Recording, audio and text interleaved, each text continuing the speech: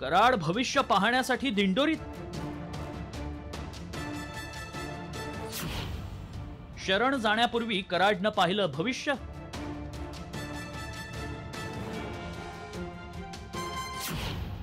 तृप्ती देसाईंच्या दाव्यानं खळबळ.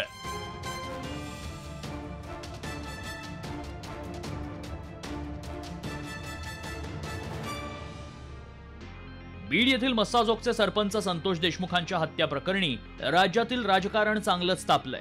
या हत्या प्रकरणानंतर रोज नवनवे खुलासे होत आहेत. यात आता भूमाता ब्रिगेडच्या तृप्ती देसाईंनी वाल्मिक कराडबाबत धक्कादायक खुलासा केलाय.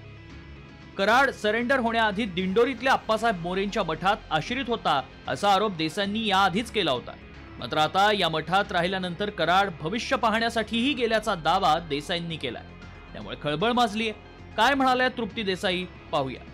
नाशिक पोलिसांनी तातडीनं जे आहे ते शरीरपूर पोलीस स्टेशनचे हद्दीतील 17 डिसेंबर 2024 चे सीसीटीव्ही जे आहेत ते तपासावेत आणि वाल्मिक कराड जो फरार होता तो कुणाकुणाकडे गेला, कुठल्या हस्ततज्ञांकडे गेला, त्यांच्यावर सुद्धा कारवाई होणं गरजेचं आहे. सरपंच संतोष देशमुख खून प्रकरणामध्ये वाल्मिक कराड हा मास्टरमाइंड असल्याचा आरोप सातत्यानं केला जातोय.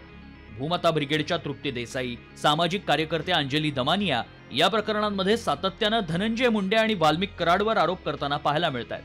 त्यामुळे कराडच्या अडचणी वाढण्याची शक्यता आहे. मात्र खंडण्या मागायच्या, इतरांचं आयुष्य उद्ध्वस्त करायचं आणि स्वतःचं भविष्य बघायला आश्रमात जाण्याचा कारनामा वाल्मिक कराडनं केलाय.